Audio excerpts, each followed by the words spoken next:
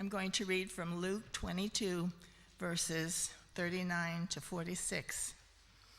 And he came out and proceeded, as was his custom, to the Mount of Olives, and the disciples also followed him.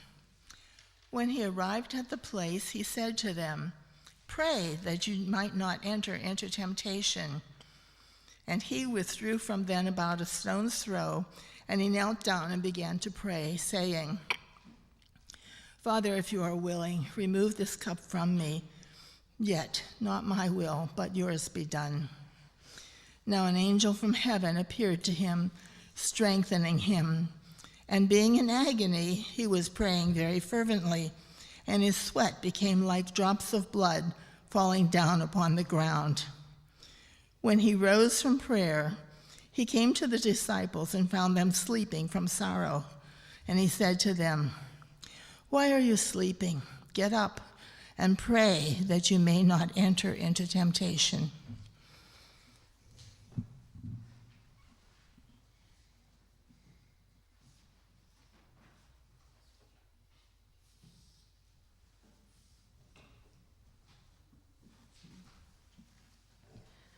While he was still speaking, behold, a crowd came, and the one called Judas, one of the 12, was preceding them.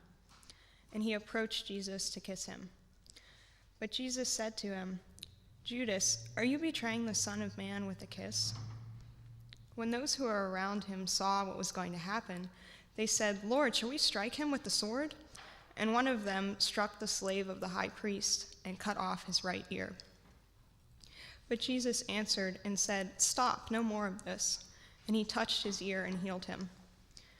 Then Jesus said to the chief priests and officers of the temple and elders who had come against him, "Have you come out with swords and clubs as you would against a robber?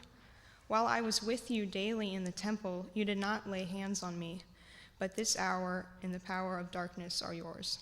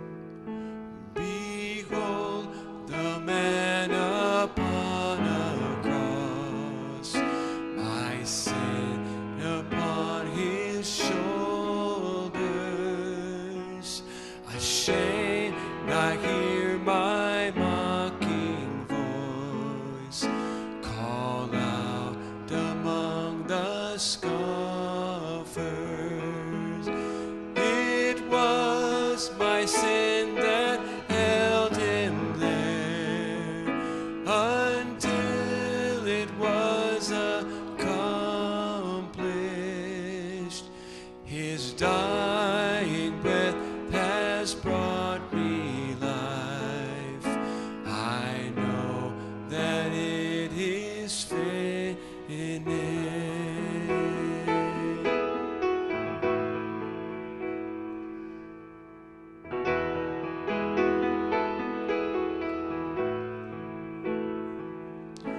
I will not boast in anything, no gifts, no power, no wisdom, but I will boast in Jesus Christ, his death and resurrection.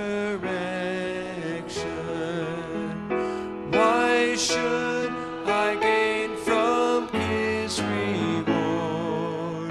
I cannot give an answer,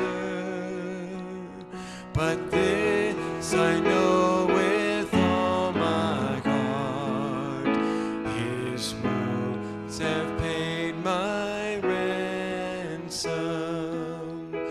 Why should I gain from his reward?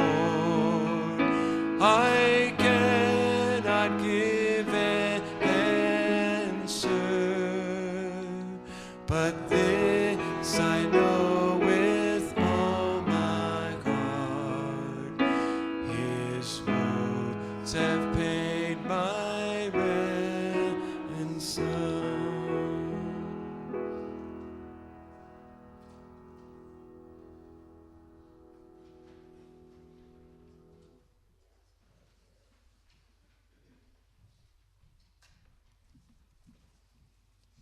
Having arrested him, they led him away and brought him to the house of the high priest.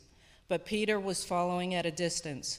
After they had kindled a fire in the middle of the courtyard and had sat down together, Peter was sitting among them. A servant girl, seeing him as he sat in the firelight and looking intently at him, said, "This man was with him too." But he denied it, saying, "Woman, I do not know him." A little later, after another saw him and said, "You are one of them too." But Peter said, "Man, I am not." After about an hour had passed, another man began to insist, saying, "Certainly, this man also was with him, for he is a Galilean too." But Peter said, "Man, I don't know what you are talking about." Immediately, while he was still speaking, a rooster crowed. The Lord turned and looked at Peter, and Peter remembered the word of the Lord, how he had told him, "Before a rooster crows today, you will deny me 3 times." And he went out and wept bitterly.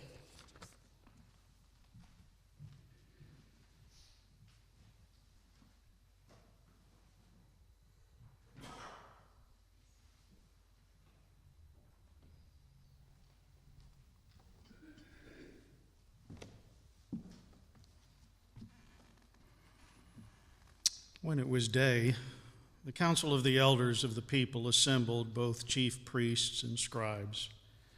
They led him away to their council chamber, saying, "If you are the Christ, tell us."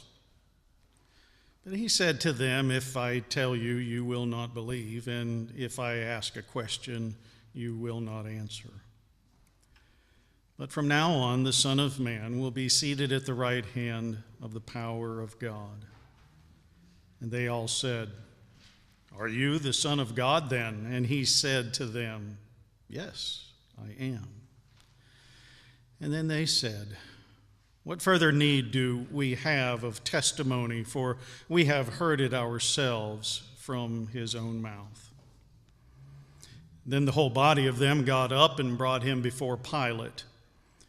They began to accuse him, saying, "We found this man misleading our nation and forbidding to pay taxes to Caesar, and saying that he himself is Christ, a king." So Pilate asked him, saying, "Are you the king of the Jews?" And he answered him and said, "It is as you say." Then Pilate said to the chief priests and the crowds, "I find no guilt in this man." But they kept insisting, saying, "He stirs up people, teaching all over Judea, starting from Galilee, even as far as this place." When Pilate heard it, he asked whether the man was a Galilean. When he learned that he belonged to Herod's jurisdiction, he sent him to Herod, who himself also was in Jerusalem at that time. Now Herod was very glad when he saw Jesus, for he had wanted to see him for a long time because he had been hearing about him and was hoping to see some sign performed by him. And he questioned him at some length, but he answered him nothing. And the chief priests and the scribes were standing there accusing him vehemently. Herod, with his soldiers, after treating him with contempt and mocking him, dressed him in a gorgeous robe and sent him back to Pilate. Now Herod and Pilate became friends with one another that very day, for before they had been enemies with each other. Pilate summoned the chief priests and the rulers and the people and said to them, "You brought this man to me as one who incites the people to rebellion, and behold, having examined him before you, I have found no guilt in this man regarding the charges which you make against him. No, nor has Herod, for he sent him back to us. And behold, nothing deserves death has been done by him. Therefore, I will punish him and release him." Now he was obliged to release to them at the feast one prisoner. But they cried out all together, saying, "Away with this man, and release for us Barabbas." He was one who had been thrown into prison for an insurrection made in the city and for murder. Pilate, wanting to release Jesus, addressed them again. But they kept on calling out, saying, "Crucify him, crucify him." And he said to them the third time, "Why? What evil has this man done? I have found in him no guilt demanding death. Therefore, I will punish him and release him." But they were insistent, with loud voices, asking that he be crucified. And their voices began to prevail. And Pilate pronounced sentence that their demand be granted. And he released the man they were asking for, who had been thrown into prison for insurrection and murder. But he delivered Jesus to their will.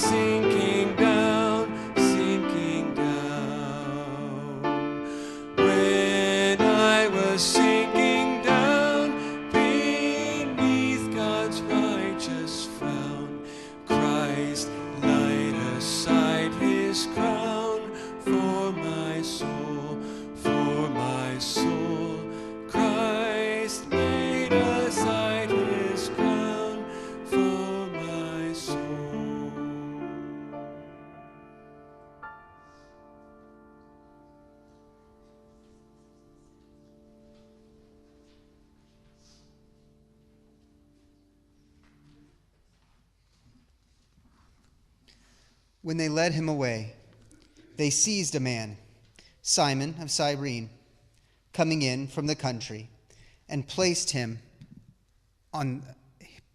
him the cross to carry behind Jesus. And following him was a large crowd of the people, and of women who were mourning and lamenting him. But Jesus, turning to them, said, "Daughters of Jerusalem, stop weeping for me, but weep for yourselves and for your children. For behold, the days are coming when they will say, 'Blessed are the barren, and the wombs that never bore, and the breasts that never nursed.' Then they will begin to say to the mountains, 'Fall on us,' and to the hills, 'Cover us.' For if they do these things when the tree is green, what will happen when it is dry?" 2 others also, who were criminals, were being led away to be put to death with him. When they came to the place called the Skull, there they crucified him and the criminals, one on the right and the other on the left. But Jesus was saying, "Father, forgive them, for they do not know what they are doing." And they cast lots, dividing up his garments among themselves. And the people stood by, looking on, and even the rulers were sneering at him, saying, "He saved others. Let him save himself if this is the Christ of God, his chosen one."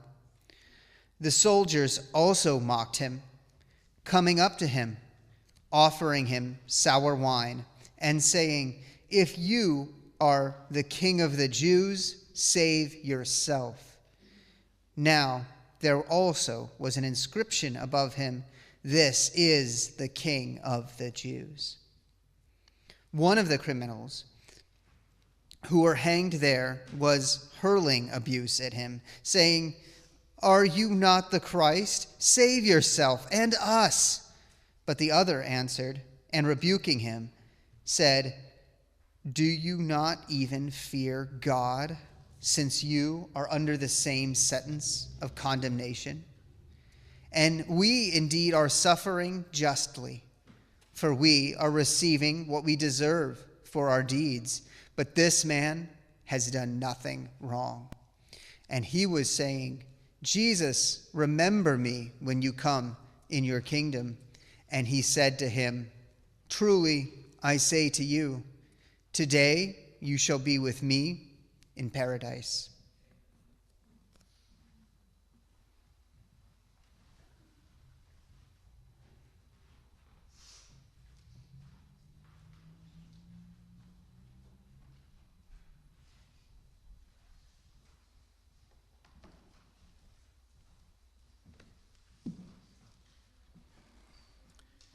It was now about the 6th hour, and darkness fell over the whole land until the 9th hour, because the sun was obscured, and the veil of the temple was torn in two.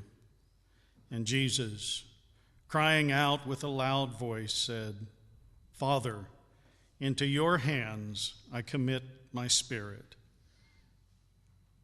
Having said this, he breathed his last.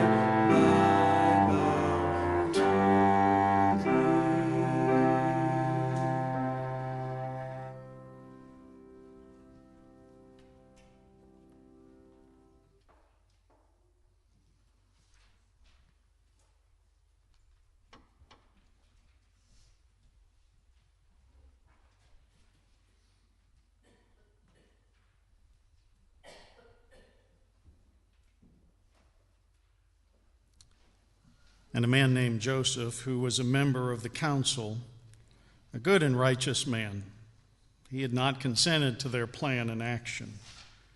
A man from Arimathea, a city of the Jews who was waiting for the kingdom of God. This man went to Pilate and asked for the body of Jesus.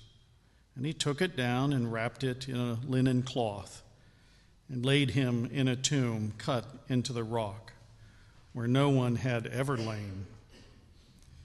It was the preparation day, and the Sabbath was about to begin. Now the women who had come with him out of Galilee followed and saw the tomb and how his body was laid. And they returned and prepared spices and perfumes. And on the Sabbath they rested according to the commandment.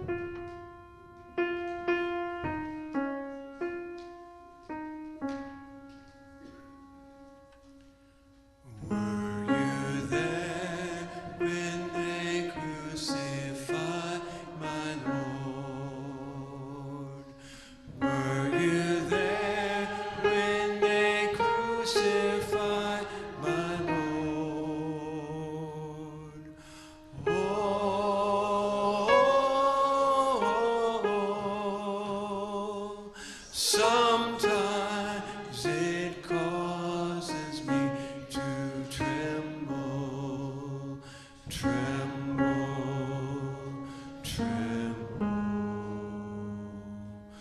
Were you there when they crucified my Lord? Were you there when they nailed him to the tree? Were you there when they nailed him to the tree?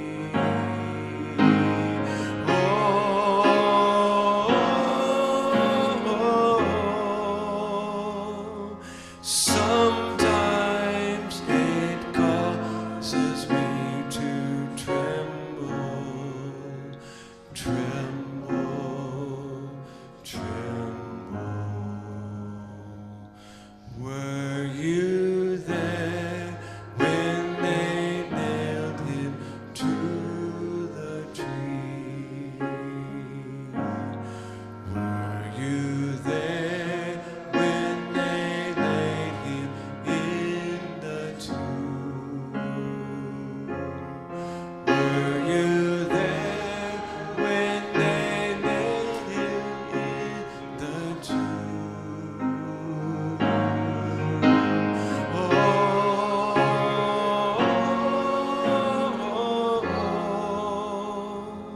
sometimes it causes me to tremble, tremble, tremble. Were you there when they laid him in the tomb?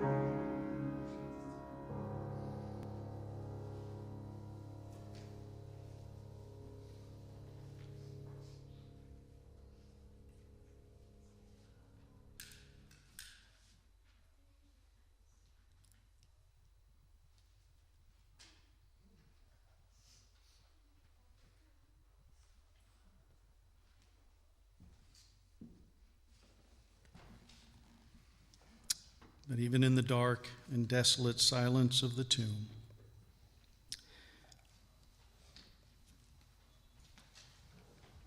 God has not deserted us.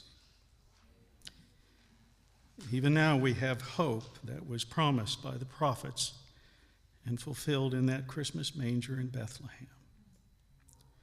The Christ candle that was the center of our Advent wreath reminds us that in all times, in all circumstances,